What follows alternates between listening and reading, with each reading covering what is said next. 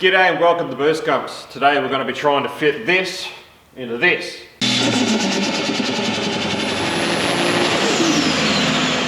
What's up guys, welcome back. It's a Monday, which means it's a new day of a new week of a new build. So today we're getting started on our BarraMW build. We're going to try and be shoehorning this Barra and ZF 6-speed gearbox into this mighty E46 4-door here. I can't actually remember what exactly it started life out as, but it definitely had a 6-cylinder in it, so maybe a 320?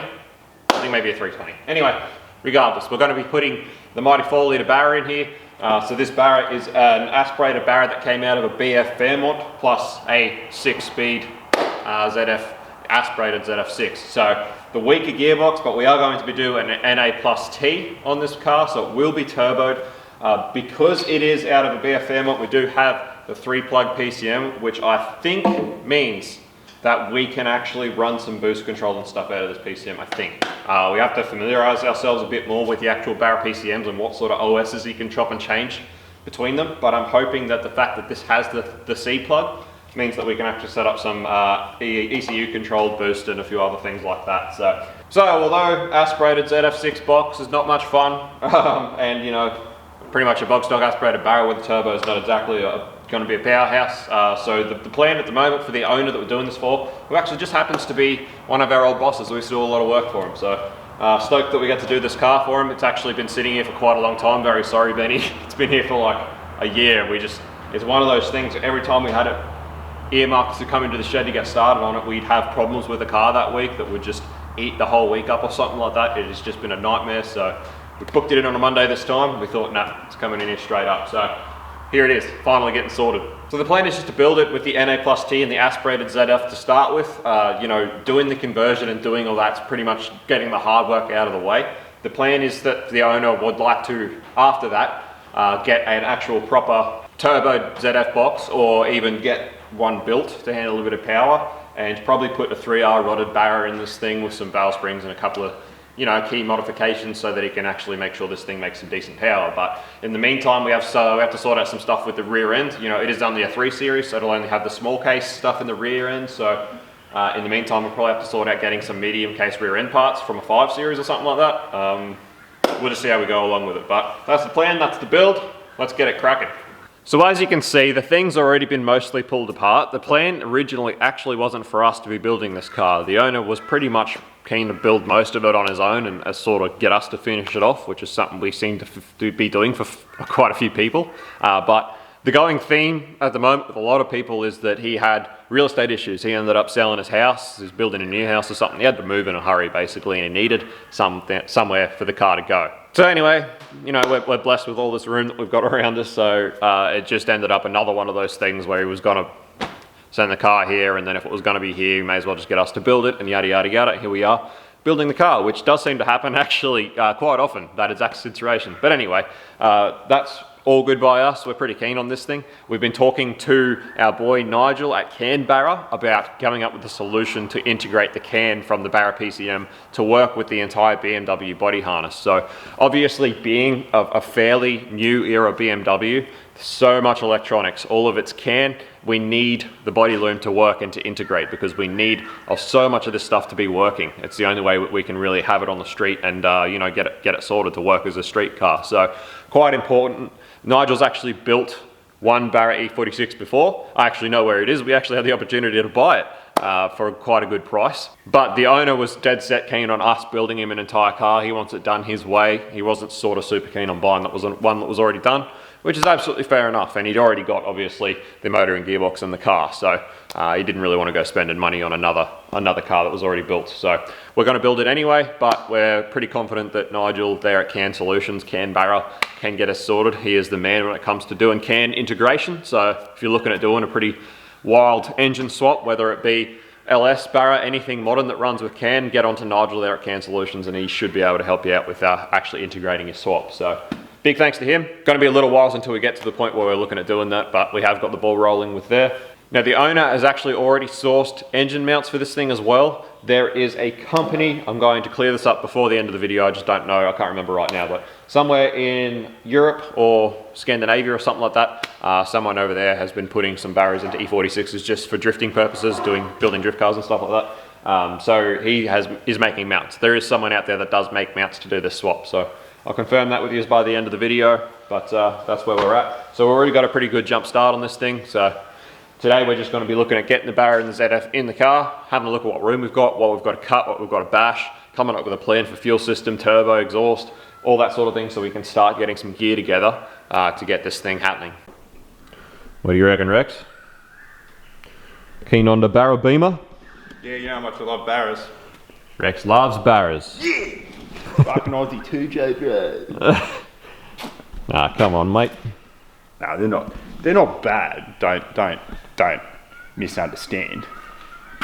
Well, that's weird because I definitely could have misunderstood that. Can start off using a new shelving situation that I'm sure you've probably seen in previous episodes. That's going to be dedicated BarraMW shelf for all the stuff that comes out of here. So this is what this pallet racking's purpose was originally, and it's cool to actually finally be using it as that because that means that this stuff can go up there and stay up there until it's done, and it won't be in our way, and it's out of the way of the floor and everything else. Man, it's a good system. Much better. Well, so these are our engine mounts. They're really nice looking product actually. We're really impressed when we unbox these. Yeah. And they actually, like as you can see, they got dual positions, so you can either go up or down depending on what you want to do with it. What's the label on the side of them? Other side. Oh, There is no label. It's on there. Oh, yeah. I don't know. Yeah, we're not too sure because the owner got them, but I'll get onto the owner and double check exactly where they came from so I can let you guys know. But we are actually, yeah, really impressed with them. Pretty cool, but obviously because he does them for drift cars, there's no solution for the gearbox, but it'd be easy enough to make one anyway. But we're not super worried. It's what we do, you know.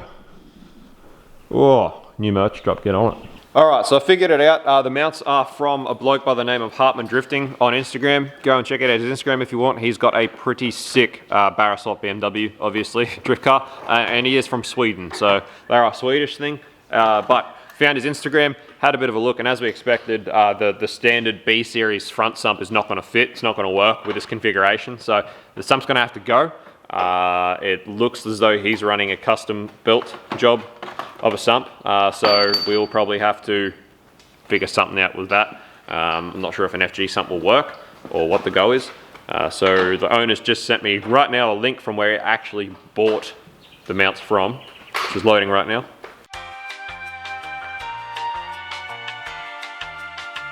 Speedingparts.eu, so that's the mounts right there. E46, E36 Ford Barra mounts, so that's awesome. But yeah, gonna have to work with a different sump. So I'm gonna go ahead and read the instructions that they give you with these mounts on this website, and we'll figure out what the hell's going on. So the instructions are as follows. The Barra engine is large and requires two straightforward modifications to fit in the E36 and E46. A larger gearbox tunnel opening has to be made. Damn it. You need to notch out and reinforce the front trail beam for some free play to the Barra engine. So gonna have to look at the cross member, and apparently there is a modification to be made to give it some clearance. Two different bolt patterns are available for the adjustment that need to be made. The engine mounts have a 10mm adjustment span up or down. The lower position requires modification to the oil pan to not hit the steering rack. So the wording of that would lead me to assume that maybe the FG sump does fit straight in. So I think we'll just have to get the sump off this engine, get it in the car, have a look at how it looks, and go from there. I believe I'm right, and that is where those mounts go. They bolt onto that A-arm nut there, and then it just uses the old mount holes just to locate. Anyway, regardless, given those two bits of information, we're definitely gonna have to split the engine and gearbox. Get that sump off. Get the sump off and go from there. That's where we're gonna have to start from. It's annoying because these things, they have an inspection plate right in the middle on the bottom of the sump for getting the converter bolts, but obviously when it's on a pallet, that makes things very difficult. Another thing we'll probably do while this is on the pallet here is actually pull the loom out of the engine so that we can have it out ready to go for whoever we end up sending it to get modified to be standalone, which will likely be our boys down there at Whitey's Wiring at Clontarf, I'd say.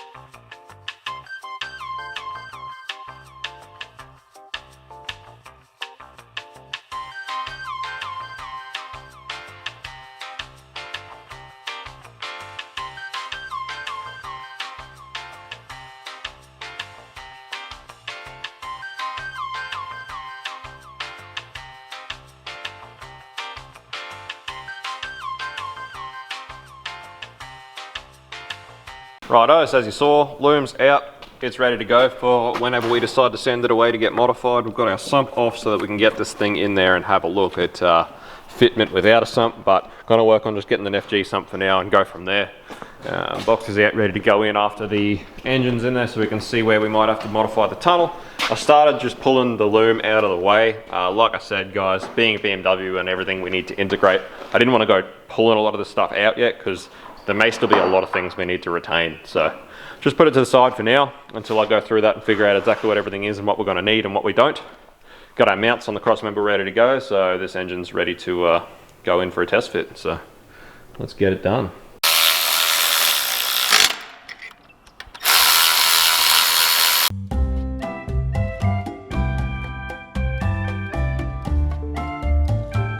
So straight up issues with firewall clearance.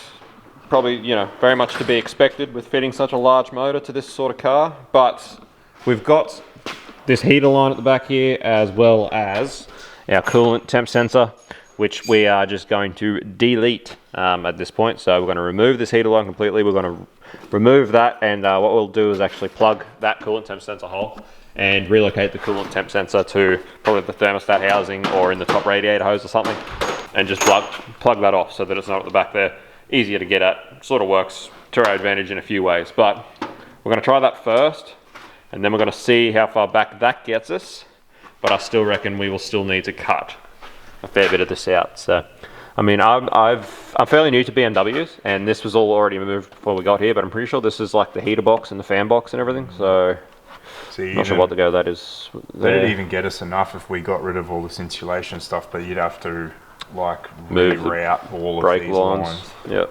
What business does this coolant temp sensor have being that freaking long? What the hell, man? They're gonna have to find a different sensor with the same calibration to relocate.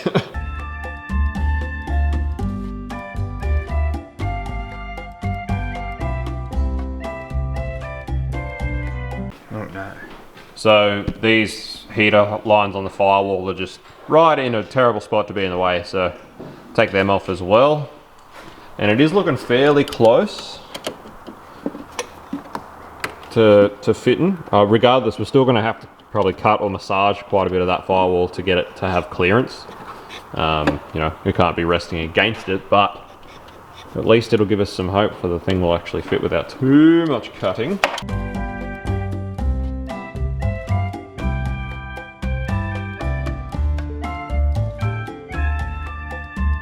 So that little bit of bodywork there is a problem because it's failing on the bottom of the intake manifold here. So next thing is to cut a lot of this out, probably cut it back into a bit of a square corner. Alright, one thing gone, accidentally nicked the brake line with a grinder before I switched to the air hacksaw, which is a bit of a piss off, but anyway, my bad. Anyway, we don't even know if these will be staying here yet.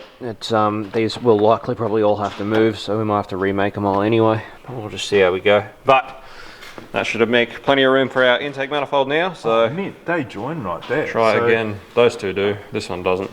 But I mean, it's only straight through but there. that's all right. That's all. If they join there, that's awesome. We only have to remake from there to there, and all we do is just run them up high and down. That'll work all right. That's not too bad.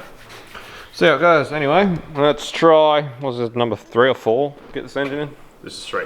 3, let's go.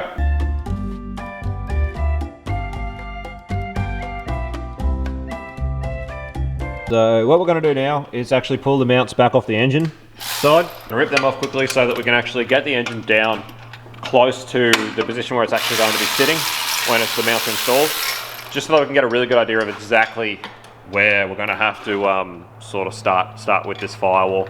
So we need to get it down to where it's going to be before we start looking at how or where we're going to cut this thing up.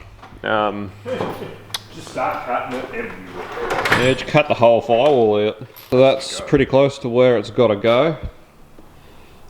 Now that we can get it down there, and yeah, we're going to have issues with these heater ports for the core. They're going to have to pretty much get relocated. So not only that, but the 2 little pokey things off the back of the Barra head, they're also still on the firewall, so need to do a bit of clearancing. Brake line's more even be able to stay, maybe.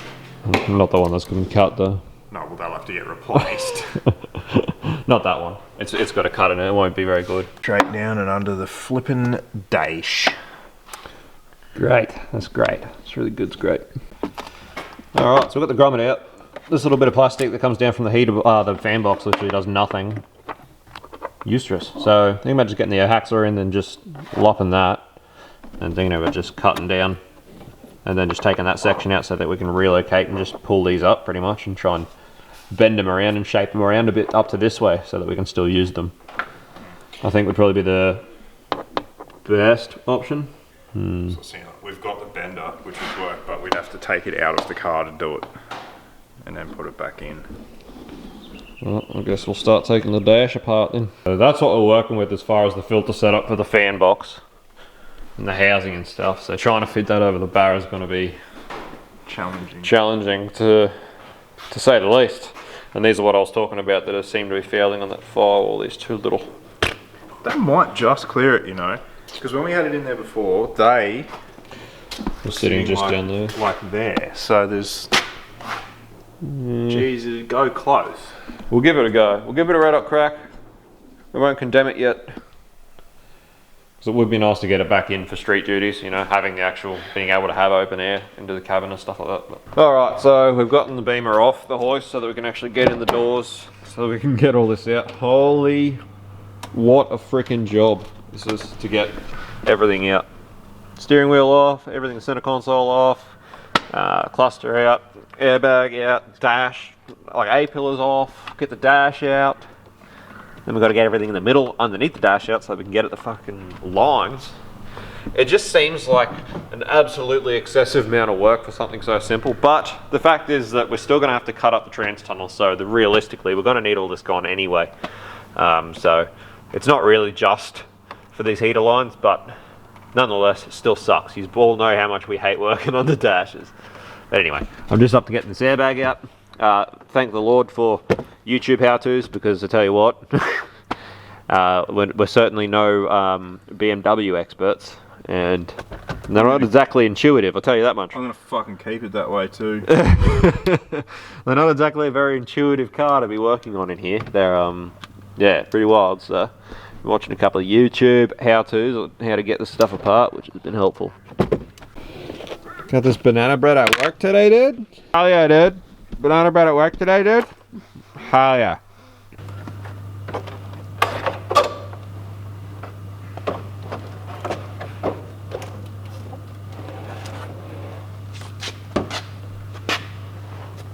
Ah well, it's done now. Now we just got to get all this out. No, it's just what you were saying about all the fuses. Yeah, there's a little tab thing and they all drop down. Oh, they drop down. Yeah. So you know how we were like, well, the E46 has got no fuses. It does. Hmm. There's heaps of them, mate. When did I say that? When we went looking for all the fuses that day. Okay.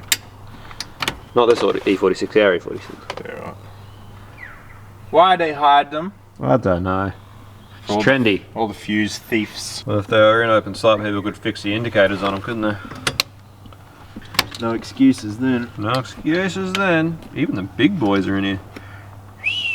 Oh, you gotta take the fucking side. You gotta take all the side trims off to get those bolts to get this crash bar out. Which means at this point it's probably easiest to, because of this dumb security bolt. It's probably. Oh, yep. Oh well. I'm done for today. So we'll do the rest tomorrow.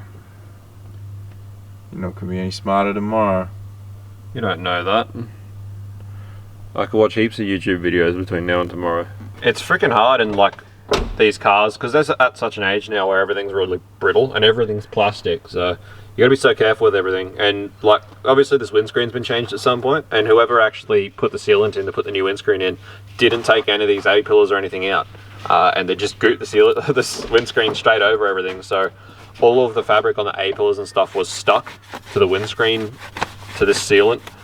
So they were ridiculously hard to get out. We broke both of them trying to get them out of the sealant. It's just so many clips and stuff break just because everything's old and brittle now. Anyway, just a few of the reasons that we hate working on the dashes of cars. But as I did say, at least the good that comes out of it is it's not just for these two heater lines. You know, we are going to need to cut this tunnel, which means all this stuff has to come out anyway.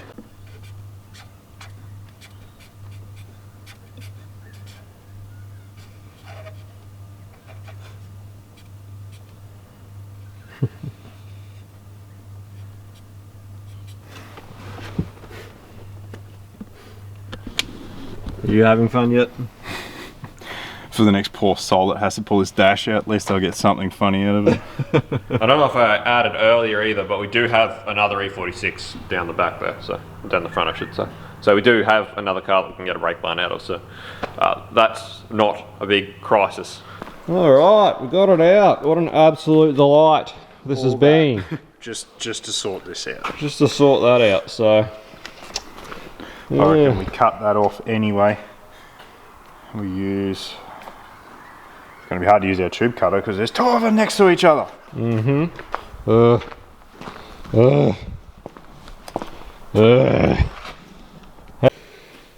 Alright, so with those finally out, after this bloody 12-hour escapade, we can try and fit the Barra back in again. Hopefully it'll actually go in this time. We'll see how close it is. Alright, and it's still got to go back quite a little way. As you can see, that's just out. The other side's even further out, so we're definitely going to need to hack into this firewall a bit. Start cutting it up. This is the fun part.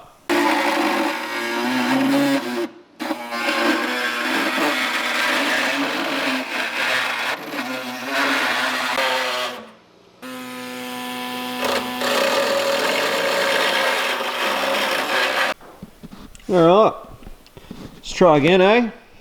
Yeah! Alright, so now we're not hitting where we cut out, but now it's hitting on the wing just there, you can see. So that's still stopping it from going back, and it still needs to go back a good 10 mil to fit these mounts. So what we're going to do next is just pull this heat shield and all of the insulation off the firewall just to give us that extra bit of room, but also make it a lot easier to see. So we can mark where it's hitting on the wing and a few other things like that. After that, we're going to take 5 and evaluate what the go is, because if it's got to keep going back even further, we might end up just ditching these mounts and remaking some or even just modifying these to make it sit where it is. Because fuck that, I reckon we just keep cutting back until it fits. We'll make it mid-mount if we have to. Gonna end up with no firewall at all. Yeah, we won't even need a tail shaft, should be a transaxle. Oh no, we're up against the where we cut before. It's because the engines. So we got rid of the heat proofing and then the insulation on that side where it was hitting the wing, and just getting it back in again. It's still, everything we do, it seems to still need to go back the same amount. It always just needs to keep going back about another 10 mil. So I'll piss this heater line off. anyway, we're trying to do a few things to get the engine in position, but the more that we keep doing and the further we get back, the more it is looking like, you know, as much as these wings, we can make clearance for the wings all we want, but to actually get clearance for an entire bell housing to fit in there is just, it's just looking like it's going to be out of the picture as far as leaving the stock tunnel at all intact at this point. So we'll keep doing a few more things and just try and get it into a position. But it's really looking like pretty much this whole start of the tunnel is going to have to get cut out and re-skinned pretty much to allow us to at least even get a gearbox in there where we can add belly housing bolts and stuff like that. So certainly no small job. No. So you can see what we're talking about there. Where that is, even if we could get it to clear where the block is, to actually get the gearbox on there is a whole nother deal.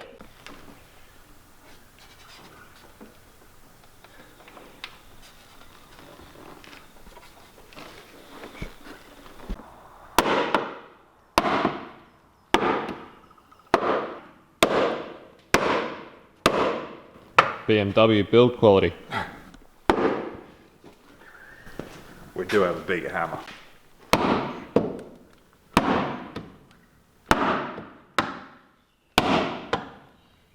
So this is just a little bit of temporary clearancing so that we can hopefully get the engine just in and on the mounts. But those areas of the tunnel we still are convinced are going to have to get completely cut out.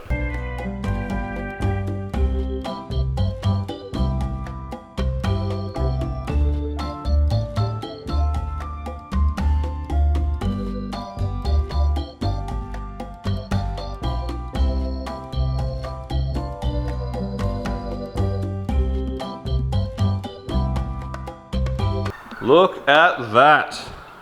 BarraMW. No crane. She's all in there and sitting on mounts now.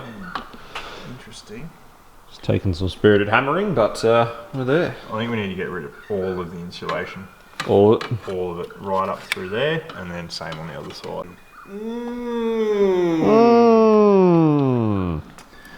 I feel like we're going to be cutting the tunnel out a fair bit. Yeah, I think so. But at least now we can get it up on the hoist and have another look. Yeah.